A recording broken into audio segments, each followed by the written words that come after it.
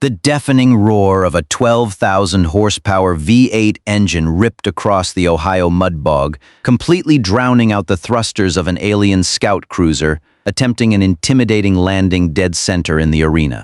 Splattering thick red clay halfway to the sky, the sleek, silver warship had touched down right in the middle of the monster truck track, fully expecting its superior technological aura to paralyze Earth's carbon-based life forms. Sitting in the cockpit of Bone Crusher, a 6-ton beast riding on massive 66-inch tires, Jim wiped a smear of muddy water off his goggles and gleefully slammed the gas pedal to the floor. He didn't have a damn clue this was an interstellar warship capable of leveling a city. He just figured the promoters had blown the budget this year and dragged in a highly realistic, glowing metal target to act as a speed bump. The alien commander's warning broadcast didn't even make it halfway before it was entirely swallowed by the feral screaming of 30,000 shirtless, cheap beer-chugging spectators. As Bone Crusher's massive, spiked front bumper bore down on the scout ship's kinetic barrier with the crushing force of a mountain, the alien vanguard's pride and joy, the infrasonic emitter, was firing at maximum capacity. But against a crowd whose eardrums had long been permanently fried by straight pipe exhausts and heavy metal, this planet-killer weapon hit like a gentle breeze that didn't even ruffle their mullets. Jim's knuckles gripping the steering wheel were taut as granite, his foot practically stomping the gas pedal straight through the floorboards. The twin-turbo wastegates cracked off 2 crisp explosions, and the speedometer's red needle violently pegged at the 60-mile-per-hour mark. The massive 66-inch off-road tires scraped against the ghostly blue energy shield first. The extreme friction instantly kicked up a choking stench of burnt rubber as semi-molten tire shreds stuck to the barrier and sizzled. The 6-ton steel beast didn't lose a single ounce of momentum. The spiked manganese steel bumper slammed home, and the barrier, rated to withstand a direct plasma cannon strike, buckled inward like tempered glass hit by a sledgehammer, spitting a shower of blue electrical sparks from its edges. An ear-piercing whine of system overload leaked through the barrier. It was so loud that not even Jim's heavy-duty noise-canceling headphones could block it out. The 4-point racing harness dug painfully into his ribs, and he could literally feel the shield convulsing violently through the truck's chassis, thrashing like a rattlesnake pinned under a semi-truck. Beneath him, the V8 engine shook like it was about to tear itself apart. The 6 deep tread tires gouged trenches 1.5 feet deep into the red clay, slinging hundreds of pounds of wet mud into the sky that splattered against the concrete barricades. Jim's Adam's apple bobbed as he let out a guttural roar he couldn't even hear himself. He redlined the RPMs, violently channeling every last ounce of torque straight into the bumper. The blue energy barrier, already spider-webbed with cracks, completely collapsed. The first shock wave of kinetic resonance, enough force to shear the bridge right off the scout ship, slammed through the silver hull and exploded into the interior cabin. Commander Vael was thrown directly from his hovering command chair, planting his face hard against the cold, unyielding tactical console. His pristine enamel officer's helmet cracked, leaving a stark white scar across the surface, as half a tube of high-energy nutrient paste dribbled down his chin and into his collar. The holographic tactical interface flashed violently red, and an ear-splitting alarm threatened to blow the roof off the cabin. Infrasonic emitter to maximum output. Clear the sector immediately. Vael roared the second he scrambled back to his feet. In his 300 standard cycles of service with the Vanguard forces, he had never seen a lower-tier indigenous species dare to ram a kinetic barrier with a physical combustion-based vehicle.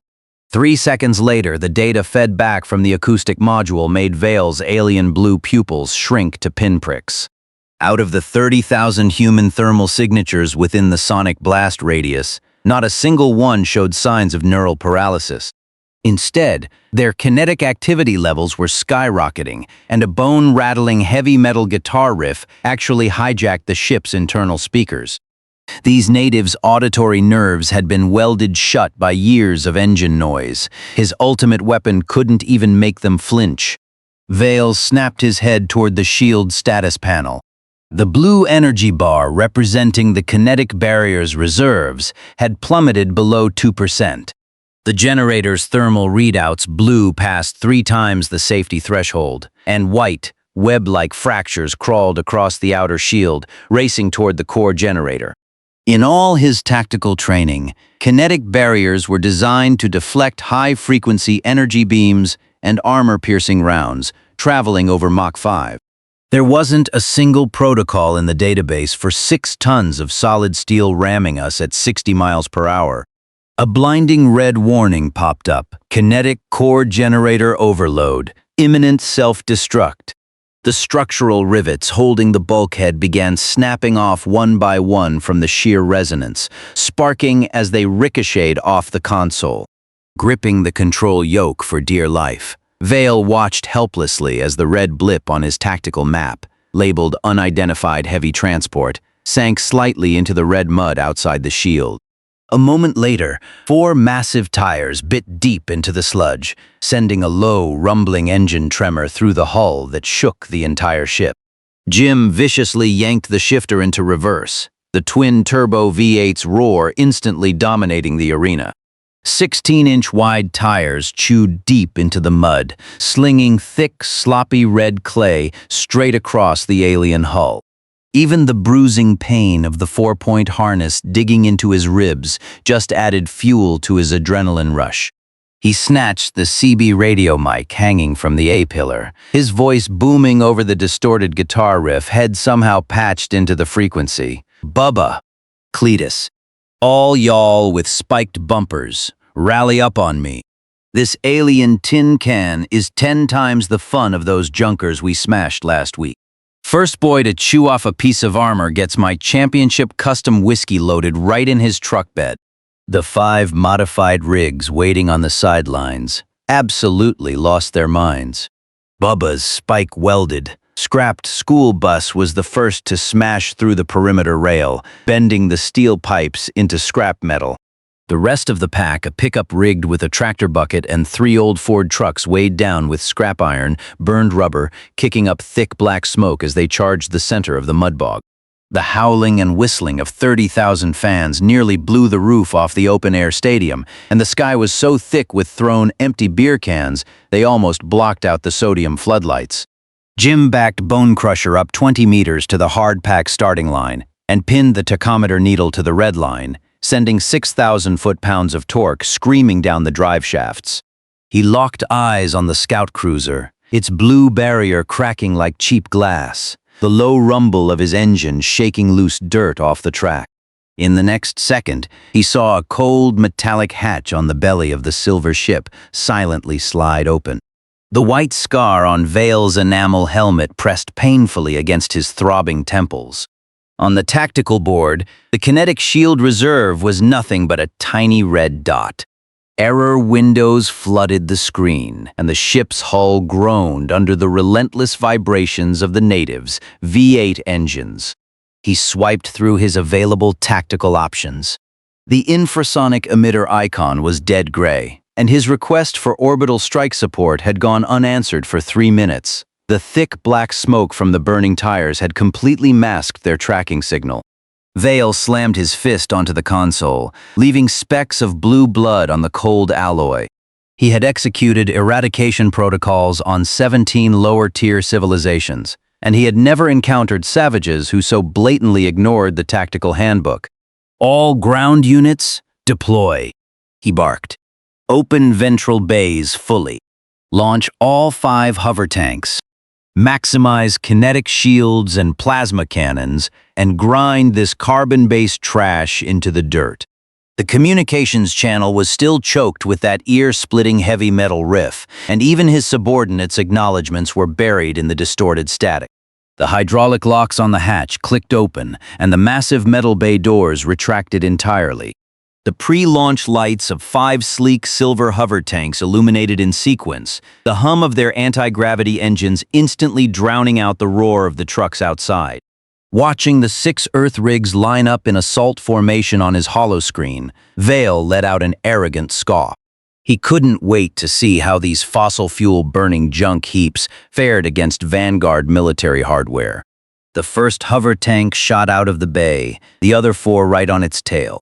All 5 vehicles pushed their thrusters to maximum, their blue energy trails blazing as they dove straight toward the mud bog, pulling up to hover just inches above the oily red clay. Vael's knuckles were still smeared with his own blue blood. He stared at the 5 rapidly descending dots on his tactical screen, the ghost of a triumphant smile forming on his lips. Then, the intake grill of the first hover tank hit the oily surface of the red mud. High-density sludge mixed with pebble-sized rocks flooded the anti-gravity air intakes at a volume far exceeding their design limits. The precision magnetic bearings seized instantly, and the power readouts flatlined in a tenth of a second. Thud, thud, thud, thud. 4 more muffled impacts echoed as the comms channel filled with the terrified, confused screaming of alien pilots. Total lift output dropped to 0. 5 hover tanks, collectively worth half a colony planet's defense budget, couldn't even maintain a hover for half a meter before burying themselves dead weight into 6 feet of Ohio mud. The thick clay instantly sealed the bottom half of their armor, packing into every exposed seam. Vael furiously jabbed at the tactical panel, desperately trying to trigger their backup propulsion. But the moment the ventral nozzles fired, they blasted energy straight into the muck, burying the tanks even deeper. The hydraulic turret actuators jammed solid, locking the plasma cannons firmly in place. Out of the corner of his eye, Vael saw the main shield reserves drop to 0.3%. The cracking barrier was moments away from shattering, leaving absolutely 0 processing power to clear the mud from his 5 stranded units. The dots representing the hover tanks were pinned dead center in the mud bog, without a millimeter of movement. Vael clenched his fists so tight his wounds split again, dropping more blue blood onto the console. Through the viewport, he watched a bright yellow scrap metal school bus, welded top to bottom with half-foot steel spikes, suddenly erupt with a deafening V8 roar. Its heavy tires crunched over the gravel, the nose diving forward. 2 feet of red mud instantly swallowed the front bumper as the 12-cylinder engine screamed, shaking rust off the bus frame. The half-chewed beef jerky cigar clamped in Bubba's teeth bounced wildly. His knuckles were white on the steering wheel, completely ignoring the seatbelt bruising his chest. 2 tons of scrap iron welded to the floorboards dug the massive treads deep into the earth. The tempered steel spikes ripped bloody gashes through the boiling mud, and the entire rig charged like a rabid bull straight at the first incapacitated silver hover tank. The tank's anti-grav intakes were completely choked, and its expensive plasma cannon fruitlessly tried to swivel in his direction. Inside, the alien pilot's face was pressed against the viewport, his blue skin turning a terrified shade of gray. Bubba let out a yell louder than his exhaust, stomping the gas pedal into the floor. The spike-covered bumper slammed squarely into the hover tank's flank. The screech of tearing metal sent mud flying into the air. The lightweight alloy armor crumpled like an aluminum can under a steamroller, caving in 1.5 feet on impact. Dozens of high-tensile rivets snapped like shrapnel. The impact triggered a short circuit in the cabin's ejection system, and with a loud pop, the dizzy alien soldier was launched through the top hatch, splashing face first into neck-deep red clay. Blue blood and mud smeared across his visor as he flailed his limbs, completely unable to move an inch. The cheers from 30,000 fans rolled like thunder. Empty beer bottles hammered against the concrete barriers, and the announcer's voice cracked like a rusty chainsaw, screaming to the entire arena that Bubba had drawn first blood. Bubba grinned, biting his cigar clean in half. He reached for the radio to brag to Jim, but caught movement in his peripheral vision. The 6-ton bone crusher had stopped spinning its tires, its twin-turbo V8 drowning out the crowd. Jim stomped his right foot to the floorboard. The V8 roar ruptured eardrums as the giant tires dug deep, and the 6-ton bone crusher charged like a provoked grizzly, throwing massive clods of mud onto the spectator rigs nearby. The second hover tank, still bogged down, twitched its turret, trying to line up the monster truck. But the steering axis was packed with clay, and the barrel wobbled aimlessly. Jim didn't even blink. He cranked the wheel a half-turn, lifting his massive, deep-tread front tire, and drove it directly over the middle of the raised plasma barrel. It crushed with the sickening crunch of an empty soda can. The precision-machined alloy barrel, designed to fire high-energy plasma, was flattened into wrinkled foil. Glowing blue coolant sprayed from the cracks, mixing with the mud on the rubber tread. Jim kept his foot on the gas, letting the truck's entire weight roll over the tank, crushing the barrel flat against the hull and caving the roof in by 1.5 feet. The high-pitched screaming of the trapped alien pilot echoed faintly through the crushed metal.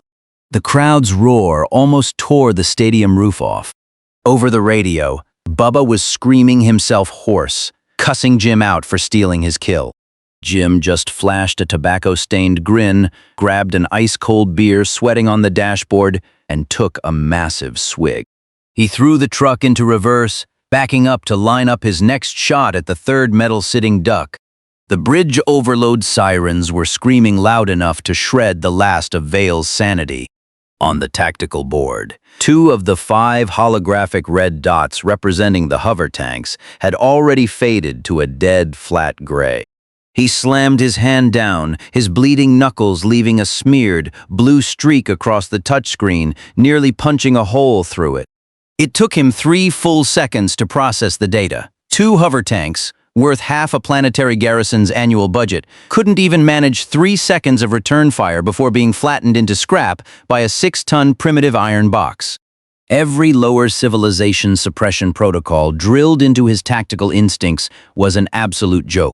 The idea that kinetic barriers were the ultimate defense against high-frequency weapons, or that infrasonics would instantly paralyze indigenous forces, it was all garbage cooked up by desk jockeys in zero-G briefing rooms. He stared at the remaining 3 faintly blinking red dots and poured every ounce of breath he had into the comms. All remaining vehicle personnel, abandon your units immediately. Deploy infantry thermal cutting blades. Target their vehicle drivelines. Take no prisoners. Seconds later, the hatches on the 3 stuck hover tanks were forced open. Vanguard heavy infantry, clad in fully enclosed alloy armor, practically tumbled out, sinking to their thighs in the red mud. They desperately tried to activate their anti-gravity boots, but the mud and gravel instantly choked the thruster ports. Left with no choice, they began clumsily wading toward the nearest threat, a modified pickup truck with glowing halogen headlights and a bed piled high with junk.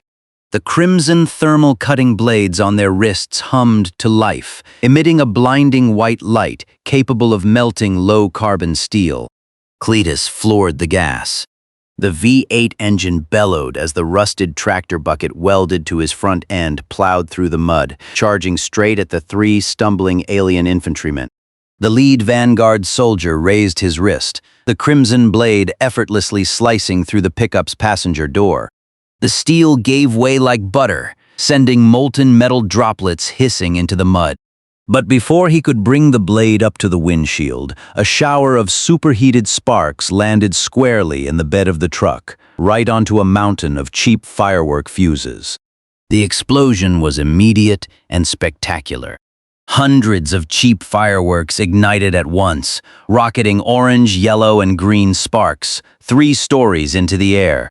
Shredded cardboard and burning gunpowder rained down directly onto the 3 alien soldiers, sizzling violently against their alloy armor and fogging up their optical visors.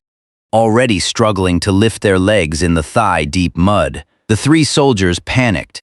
They wildly swung their thermal blades and stumbled backward, completely oblivious to the fact that they were retreating straight into the deepest dead zone of the mud bog, the exact spot where a 12-ton combine harvester had sunk last year and taken 2 days to dig out. Cletus laughed like a maniac, wildly cranking the steering wheel. The pickup's massive off-road tires hurled tons of red clay, slapping the infantrymen right in the face.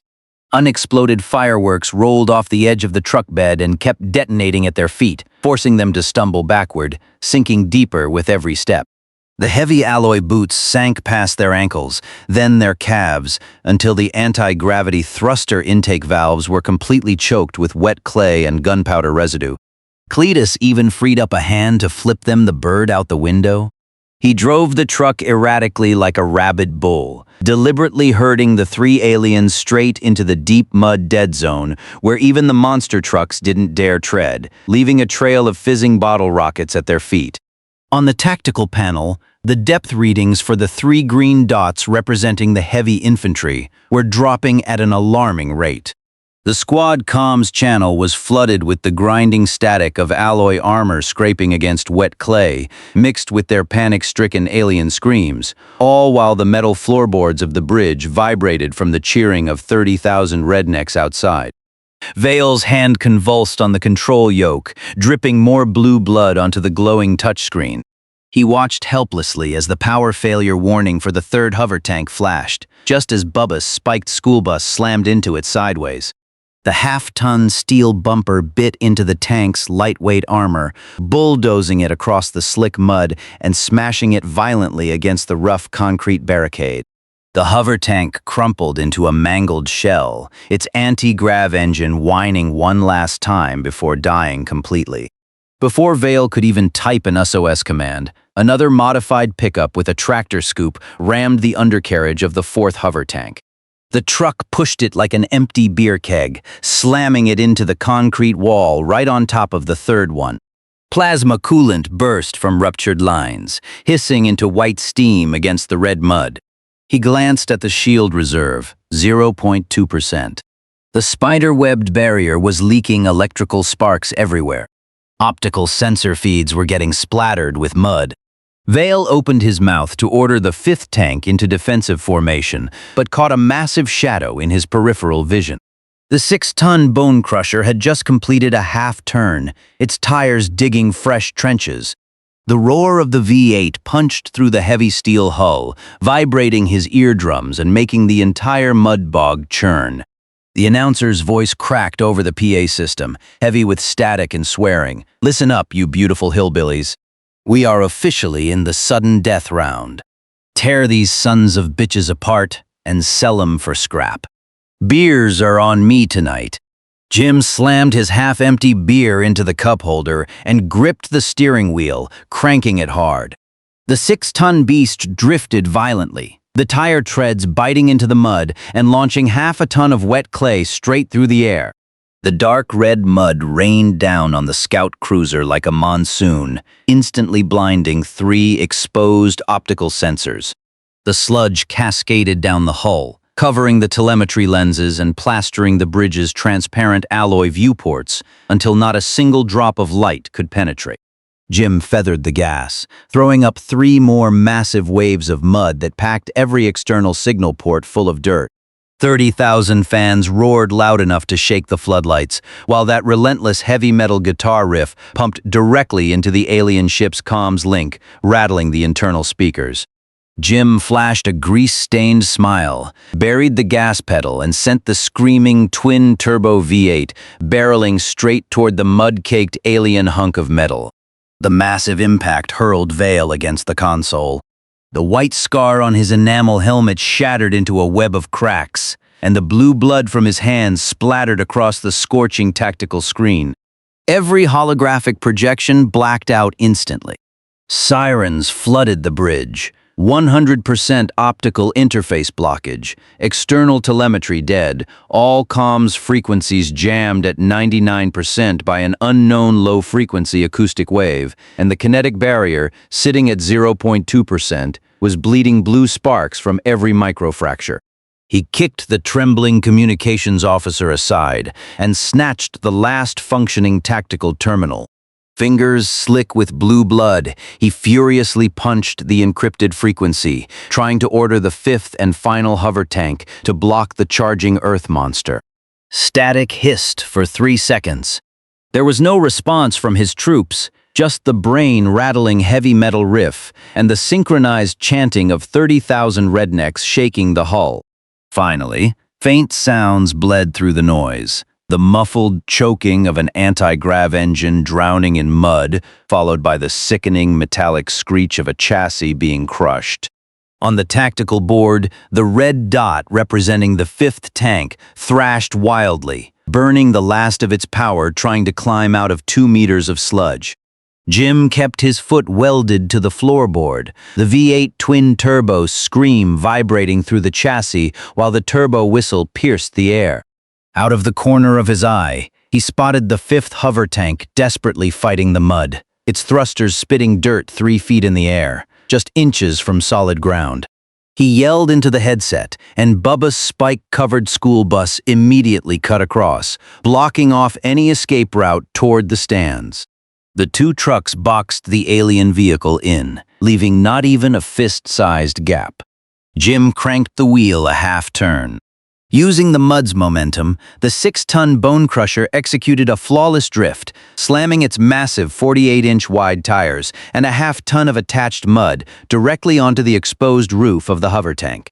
The sheer weight of the truck pressing down on the solid steel bumper forced the highly advanced 300-year Vanguard iteration straight down another half-meter into the muck.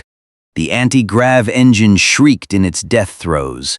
The packed mud was pureed by the high-speed fan blades. The drive shaft spun out of control, and the resulting sparks ignited, leaking coolant.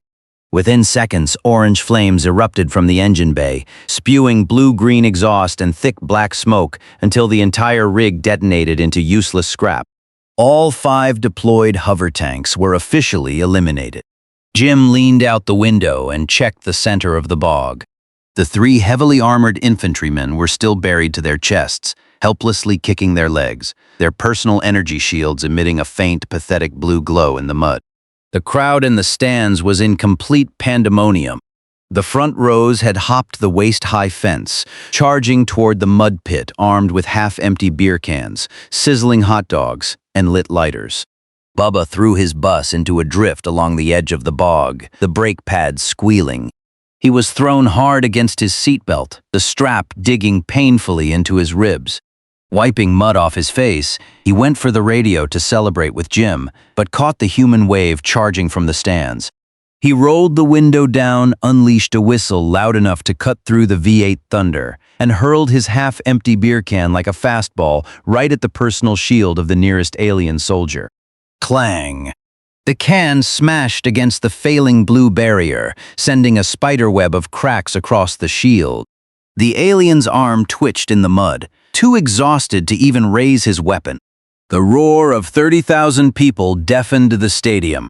A farmer in woodland camo chucked an empty beer can at the shield. A chubby girl in a sequined denim vest threw her dripping hot dog, smearing cheese and bread across the alien's transparent visor. A teenager with a mohawk flicked a lit lighter like a throwing star, popping a bright blue spark against the energy field. A storm of trash rained down into the mud bog. The 3 heavy infantrymen thrashed in the waist-deep muck, entirely immobilized by the sticky clay.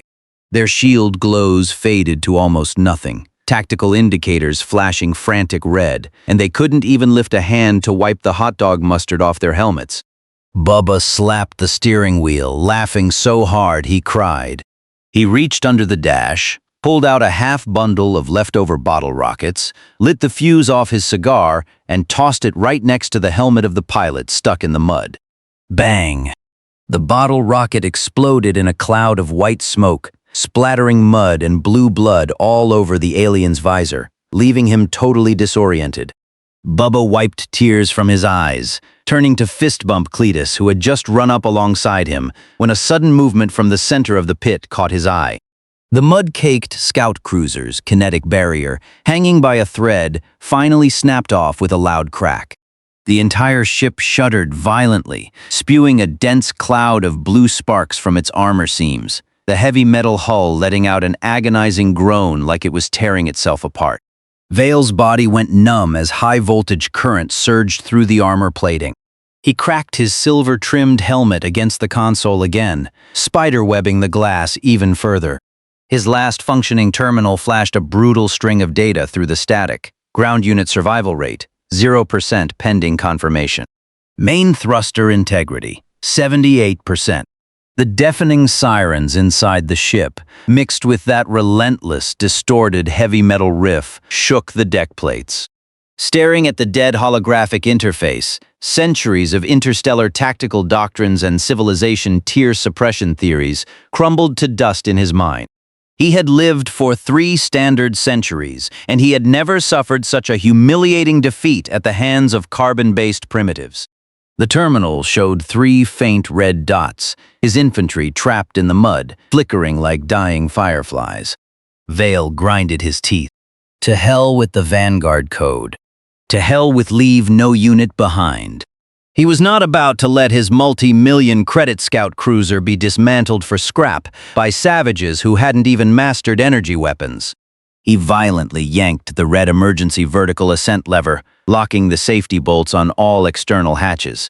The belly thrusters erupted with a blinding blue plasma flare, instantly incinerating half a ton of mud into a rain of flying dirt.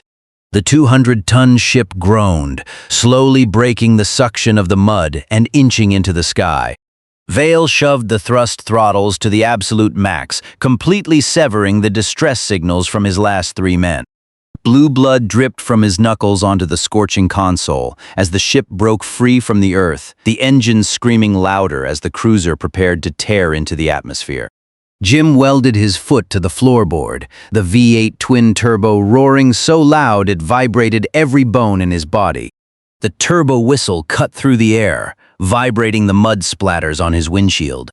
His eyes locked onto the red clay dirt ramp 300 meters away, the exact jump that had broken the state record last year. The massive tires chewed up the track, throwing an impenetrable curtain of red mud behind him. The RPM needle pinned itself at 7,000 boost pressure peaking at 22 psi. The 6-ton steel beast charged the dirt ramp like a crazed rhino. The moment the front tires clipped the edge, the truck went entirely airborne, soaring over 12 feet into the sky. The roar of the 30,000-strong crowd literally made the stadium lights sway. Bubba hammered the air horn in his school bus until it sparked. Everyone watched in awe as the skull-painted monster truck leaped straight toward the nose of the low-hovering alien cruiser. Jim's beard pressed flat against the windshield from the wind. He stared down the silver warship as it fruitlessly tried to climb, its plasma exhaust baking the mud below. In less than a heartbeat, Bone Crusher's polished, solid steel bumper, traveling at 60 miles per hour, backed by 6 tons of falling gravity, slammed directly into the dead center of the cruiser's nose with a sickening crunch. The agonizing screech of bending metal echoed across the stadium. The 200-ton cruiser's upward momentum was violently snuffed out, its bright blue plasma exhaust sputtering into thick, black smog. Like a tin can hit by a sledgehammer, the ship pitched nose down, entering an uncontrolled freefall straight back into the 2-meter-deep mud bog.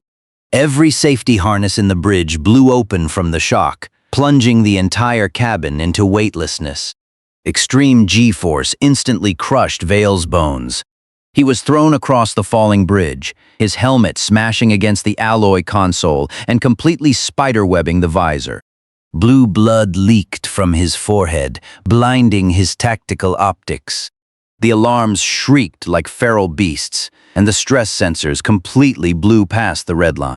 The 200-ton cruiser had barely made it 10 feet off the ground before being spiked out of the air by a 6-ton iron monster, now free-falling nose first into the bog. Half of Vael's body was still numb, but he smashed the smoking tactical panel open with his fist. Without even checking his power reserves, he yanked the overload escape throttle all the way down. The rear thrusters erupted in blinding plasma. He forcibly cut power to life support, dumping the remaining 30% of the ship's energy directly into the engines. The massive recoil blew the mud into a 30-foot tsunami, and the heavy hull groaned as if it were about to snap in half. His knuckles were white around the terminal, blue blood dripping off the edge. Every tactical simulation, every advanced warfare doctrine meant absolutely nothing right now. He had only one thought: shake off the pile of scrap metal crushing his nose. the cruiser violently pitched upward at a near-tearing angle. The jammed alloy seams of the nose ripped open, stretching the silver high-frequency comms antenna to its absolute limit with a terrifying high-pitched screech. The 6-ton bone crusher was thrown a foot into the air by the force before slamming back down hard into the mud pit. The giant tires sank a foot deep, the twin-turbo V8 rumbling as it shook the mud off its frame, locked firmly in place. The gap on the cruiser's nose, wedged onto the steel bumper, tore even wider. Stretched past its breaking point, the silver antenna finally let out a sharp snap and broke clean off at the base. Leaking blue coolant and shooting sparks, the antenna remained thoroughly impaled on Bone Crusher's front spikes. Jim ripped off his suede baseball cap, kicked the door open, and hopped onto the truck's roof. His calloused hands grabbed the burning hot antenna pole, his biceps bulging as he wrenched it free from the spikes and hoisted it high above his head. The roar from the 30,000 rednecks absolutely blew the roof off the stadium.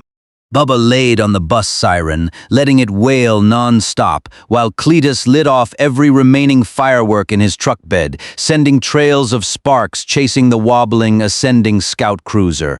Blinded and deafened without its comms antenna, the alien ship staggered like a drunkard, listing heavily to the side.